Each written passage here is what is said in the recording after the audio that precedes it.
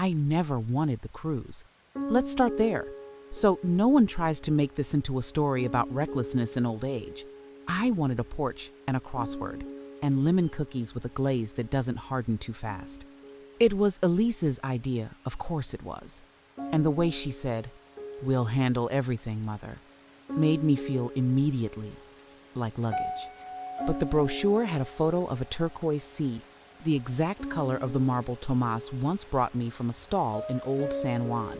And grief makes you agree to pictures you would never live in otherwise. So I said yes. I said yes because sometimes to refuse is to make a fight out of a Sunday.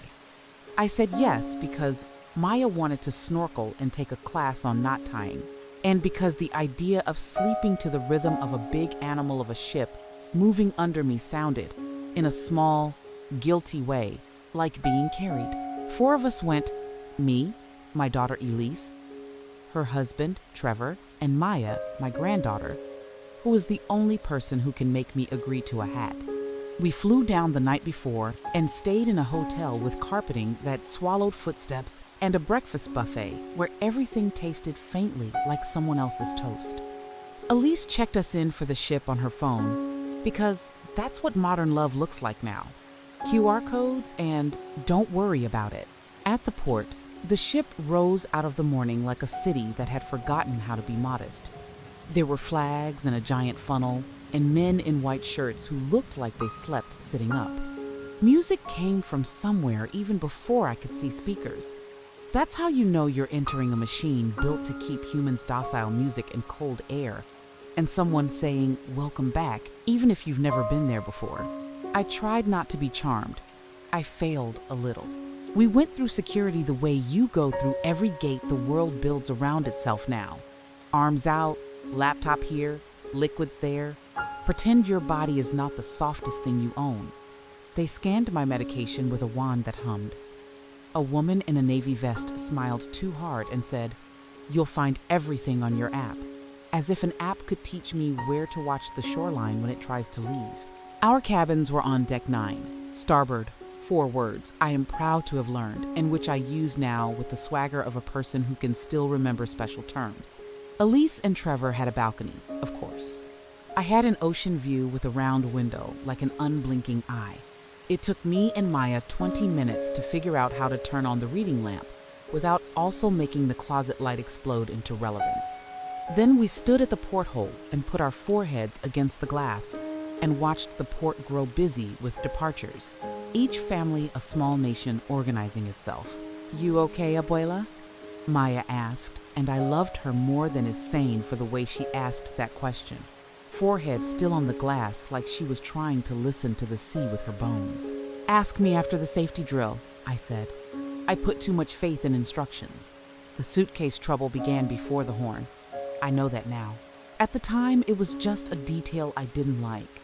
Trevor insisting on taking my big bag to save me a trip. "They'll deliver it later," he said, as if he worked for the ship. He rolled it away with a little grunt for show, as if he were carrying me, too. I watched it go and said to Maya, "There's a kindness that scratches the furniture on its way out." And she laughed and said, "We'll keep an eye on him." The safety drill fiddled with my nerves the way the dentist fiddles with your gums. Brisk, necessary, slightly humiliating. We stood at our muster station, B4 for Blessed Be the Boat, I decided, with 100 other passengers blinking into the sun and trying to look like they'd survived something besides an overpriced cocktail. A crew member in a lime green vest demonstrated the life jacket with the bored intensity of a man who could do it in the dark. We practiced scanning our QR codes to prove we had learned how not to drown.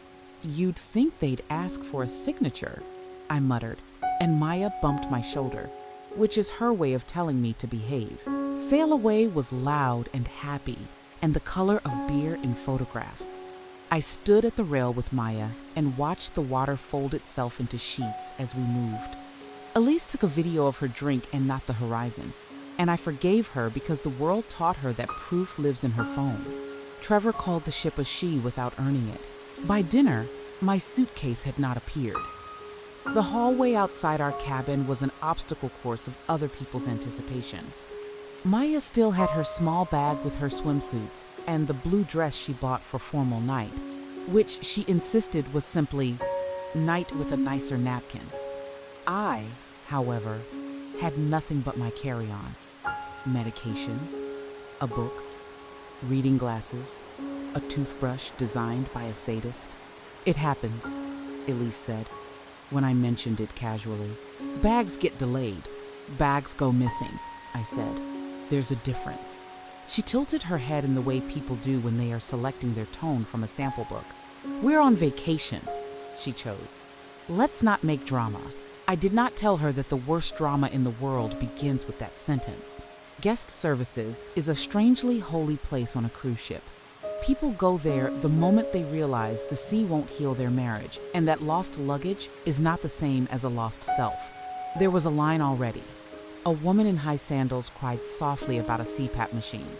A man with sunburned ears wanted to know if the Wi-Fi could be convinced to act like Wi-Fi. I waited my turn with my name and cabin number printed clear on my tongue. "I can check the manifest," the young man at the desk said. His name tag said Arvin. His teeth said braces. His eyes said tired and decent. He typed, looked, frowned a little, typed more. "It was scanned at embarkation," he said. "Delivered to cargo hold B for transfer to deck 9. I don't see a second scan." "Could it have been misdelivered?" I asked. "It happens." He gave me a card with a number and a promise. "We'll call you when we locate it."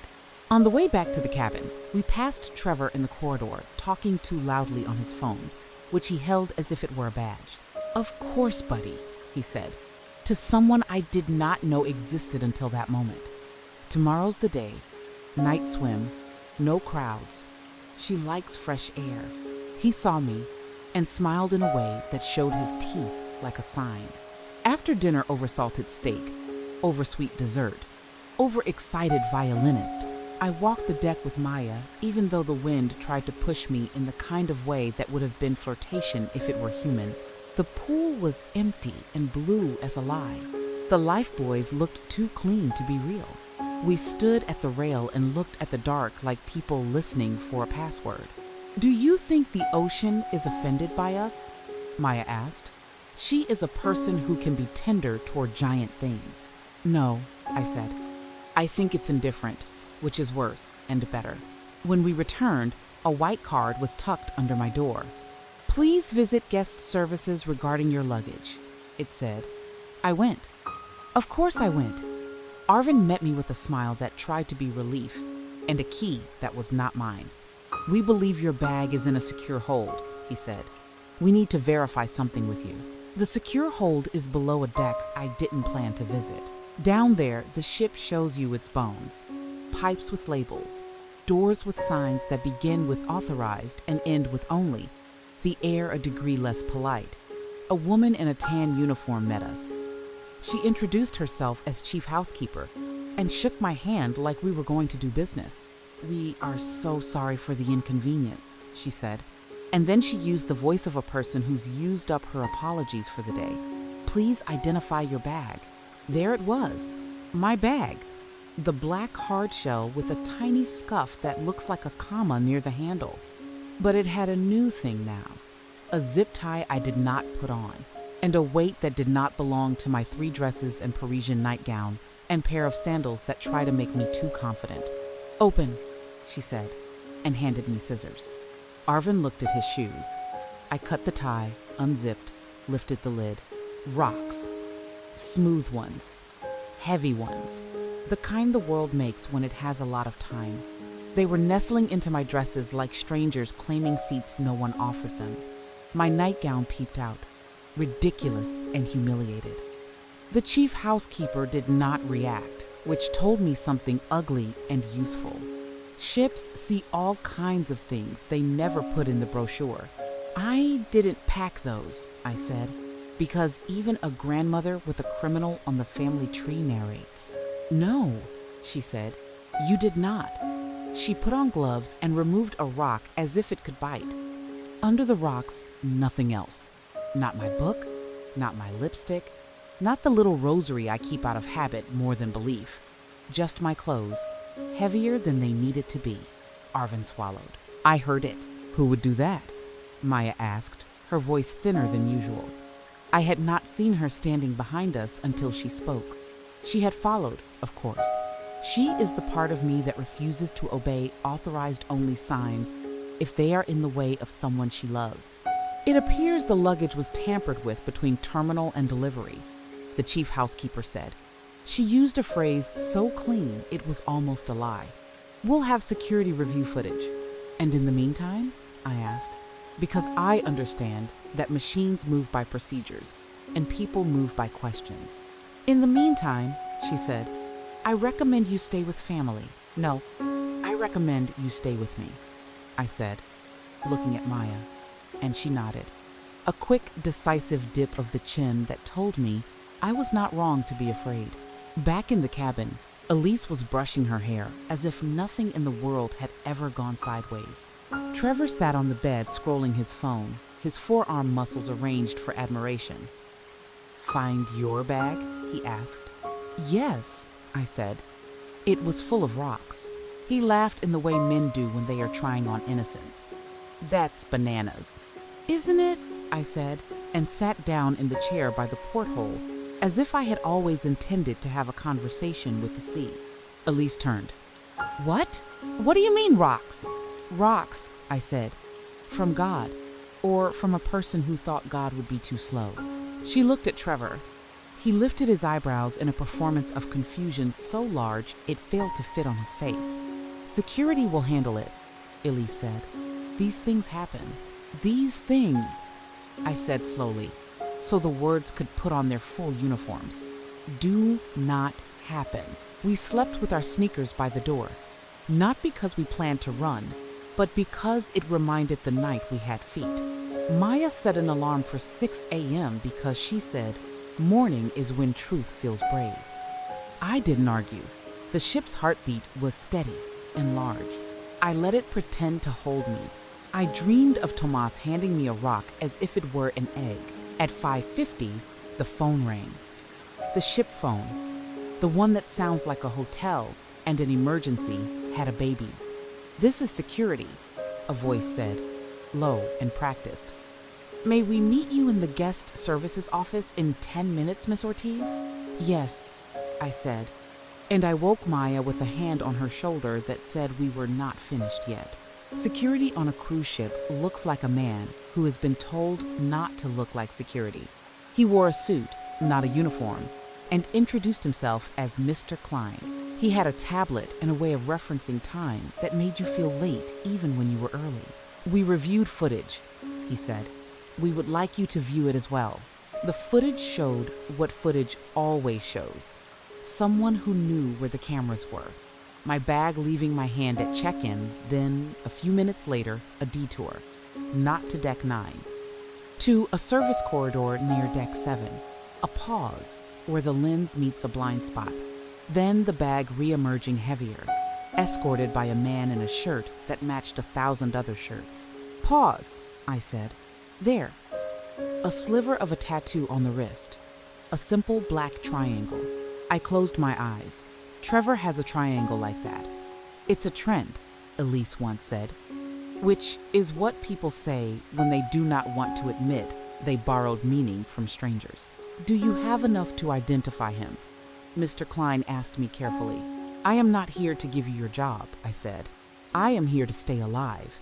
If I give you a name, will you make it a problem for me to be believed? He surprised me. He looked embarrassed, like a boy whose mother corrected his manners in front of a guest. No, ma'am, he said. We will act. Good, I said. Then act. We went to breakfast like people pretending they hadn't been to the basement of truth. I ate toast with jam the color of cartoon cherries and watched Trevor spear an egg so violently it seemed personal. Elise told Maya about a jewelry sale in the atrium, as if shopping could act as bleach. I sipped coffee and thought about pockets and how you have to keep the right things in them. Night swim tonight, Trevor said, offhand, casual, working his way to the point like it was a dock he was bored to reach. Pools open late.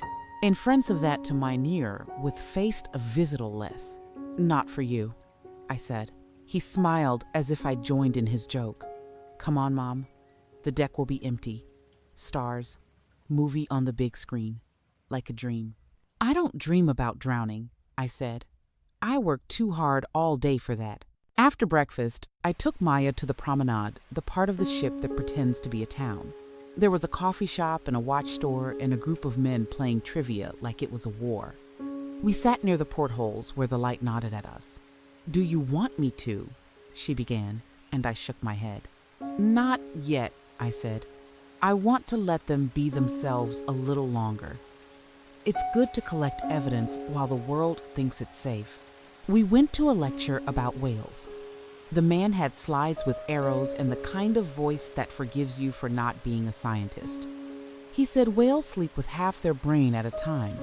And I thought, women do too, especially on holidays, after we ate ice cream like teenagers, and let the ocean behave without us for a while.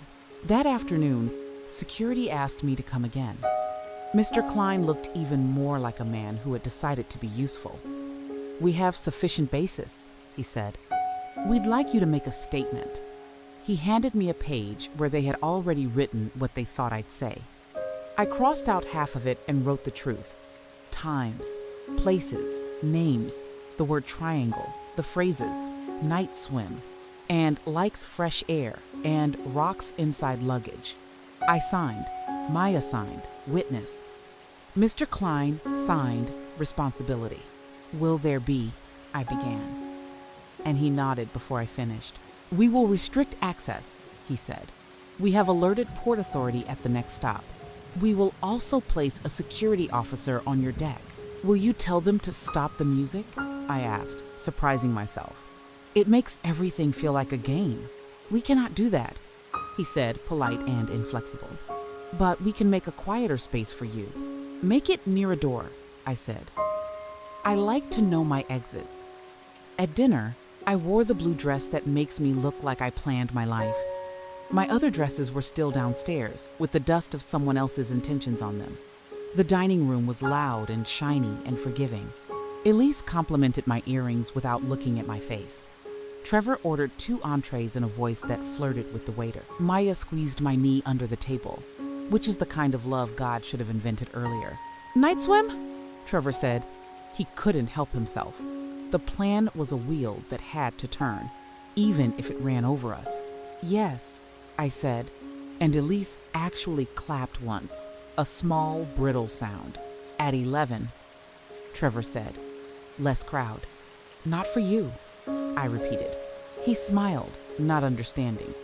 At 10:45, we walked up, the 4 of us, as if we were going to behave. The deck was empty in the way rooms are after a party. Crumbs of laughter everywhere. Chairs slightly drunk. The movie screen showed a cartoon fish trying to have a plot. The pool was dark blue and too calm. A breeze moved the flag like a lazy hand. I walked to the rail, not the pool rail, the ship rail, and put my palms on the metal. I felt the hum of the engines like a god that had already made up its mind. Let's put our feet in, Trevor said. The steps are over here. He walked to the shadowed end of the pool. He looked at me, not at my feet. I'll help. No, I said. You won't. He laughed and looked at Elise, who blinked like a woman waking up slowly in a car going the wrong direction. Maya moved so she was between me and the water, without making it into a gesture anyone could call dramatic. I love that girl. Then security arrived, not with sirens, with presence. 2 men and a woman in suits that pretended not to be uniforms. Mr. Klein among them, his tablet a kind of quiet sword. Mr. Sanderson, he said to Trevor, we need you to come with us. What? Elise said. What is this? She took a step forward as if the world could be negotiated with at volume. We have reason to believe, Mr. Klein said, and I admired his restraint with words, that you attempted to endanger a passenger. Who? Elise demanded. Who would? Me, I said softly. He tried to endanger me. The hollow in Trevor's face arrived all at once. like a room where the furniture is removed and nothing replaces it. "This is crazy," he said. "You're all crazy. It was a joke." "Rocks are not a joke," I said. "They are heavy even without water." Elise looked at me, then at him, then at Maya, who looked back without blinking. "It is a terrible thing to have the person you came with look at you like a stranger and be right." "Come with us," Mr. Klein repeated. He did not touch Trevor. He did not have to. The ship rearranged itself. People with badges had appeared from corners I had not noticed. The pool looked too calm to be adjacent to this moment. The cartoon fish persisted. They took statements. They did not offer me a small room as beautiful as a courtroom would be, but they did offer me a chair and water and patience. The ship's doctor came once to ask if I needed anything that involved a needle. I did not. I needed the world to keep its promises, and a pen that wrote on the first attempt. I got one of those. The next morning, the captain's voice came over the loudspeaker with the authority of a man who has always believed that announcements are truth. "Due to an incident," he said, "we will be slightly delayed into port." People clucked. People speculated near the omelet station. People are always so proud of their guesses. Port Authority met the ship with polite urgency. They came on board with hats that do not look good on anyone and notebooks that could not drown. Elise did not go meet them. She sat on the edge of her bed and held her phone like a small animal she was trying to decide whether to abandon. Maya braided her own hair with the precision of a person who refuses to let chaos have all the good lines. "Mother," Elise said finally, and the word broke in the middle. "I didn't know." "I know," I said. "I didn't think he—" She stopped. She considered. She tried again, and I loved her for it. "I didn't think. I thought money would be simpler if I were quieter," I said. "If I were gone." "No," she said too quickly. "Not gone. Just less at risk." "Of what?" I asked. "Of being taken advantage of," she said. And I let the irony walk around the room like a person carrying a tray of drinks. Then I set it down. "You picked someone who smiled at you the way you wanted to be smiled at," I said. "We all do that. But I don't pick your husband. And he doesn't pick my death." She sobbed, finally, in a way that removed varnish. Maya sat beside her. They leaned together like people in a small boat. I wanted to go to them.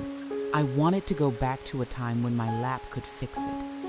Instead, I sat in the chair by the porthole and looked at the honest sea. Port Authority interviewed me in a lounge that smelled like pineapple and bleach. I told the truth without ornaments. I used the phrases I felt and I observed and he said. I did not speculate. I did not try to make them love me. I have learned that people doing their job don't need your charm. They need your verbs. "What would you like to see happen?" one of them asked. A woman with a bun so tight it had a philosophy. "I would like to finish my cruise," I said. "I would like to wear my blue dress without thinking of stones. I would like my granddaughter to snorkel. I would like my daughter to sit with me at breakfast and ask if I slept, and for me to say yes, and for it to be true." "And regarding Mr. Sanderson?" she asked. "I would like him to learn the difference," I said. "Between what?" "Between getting there first," I said, "and taking care." They took him off in port, not with a spectacle, with quiet. It was almost merciful, the way the ship swallowed the scene and kept moving. Elise did not go watch. She sat with me on deck 5 and drank tea so hot it made her blink. She handed me a small envelope without ceremony. Inside, a note in her hand. "No lawyer words. You keep you," it said. "I'll sit here and learn." We did, in fact, snorkel. Not that day, the day after. The water was cold enough to make me honest. A young man with too much sunscreen on his nose taught us how to breathe, like we were learning to be animals again. Maya held my hand for the first minute, then let go when she saw I could float with intention. Fish moved around us with a kind of busy holiness. I laughed into my snorkel and swallowed a tiny bit of the ocean, and the ocean let me live because indifference works both ways. On the last night, formal night with the napkin folded like a swan who had gone to finishing school, I put on my earrings and my blue dress. I ate a piece of cake with a name that wanted to be famous. The staff, who had seen too much of my insides, treated me like a person in a story who had chosen to be here anyway. Arvin found me at the end of dinner and said, softly, "I'm glad you're still here." I told him I was too. When we disembarked, the port smelled like hot rubber and beginnings. People shouted about taxis and baggage and whose trip had been better. My suitcase came down the belt with its comma scuff and without rocks. I lifted it myself. It felt like mine again, a simple container of knowns. At home, I unpacked into my life. I washed the dresses as if salt and fear could be laundered. I took the little rosary from the pocket where it had not been and placed it on the dresser where it always sits. I wrote letters, one to the ship's security department, thanking them for acting like verbs, one to Port Authority with dates and a blessing, one to Adult Protective Services, because patterns matter, and one to myself, which I put in the drawer with the warranties and the spare keys. It said, "You were here, you kept yourself, you walked back on." Because that is the part I have not told you yet, the part I save for the end, because the end is where stories decide whether they were worth it. After they found the rocks, after security took notes, after Elise's mouth remembered how to be sorry, after the sea tightened its belt against all of us, after all of that, I walked out to deck 12 alone at dawn. The ship was a sleeping animal. The sky had not decided. The pool was still. The rail waited. I put both hands on the cold metal and said out loud, no, not to a person, not to a plan, to the part of the world that thinks old women will choose quiet over breath. Then I turned around and I walked back on. I walked past the rows of deck chairs with their towels like flags. I walked the length of the ship, listening to the hum that says forward, forward, forward. I walked until I reached the little coffee shop, where a man with a tattoo of an anchor on his wrist made me a drink that tasted like surviving. I drank it slowly, like a person who had decided to live as if she were already loved. If you are listening for advice, you know I can't help myself. Tell someone before the night comes. Wear the shoes you can run in, even if you don't intend to. Learn the names of the doors on any machine that holds you. Ask nice boys named Arvin to show you the footage. And when they do, don't make them comfort you. Comfort yourself. Teach your granddaughter to stand where you can't see the angle of the push. Teach your daughter that control is a cheap stone, it sinks fast. And when they say, with a practiced voice, let her drown quietly, make enough noise to scare God, then button your dress, pick up your suitcase, even if someone has filled it with the wrong things, and walk back on.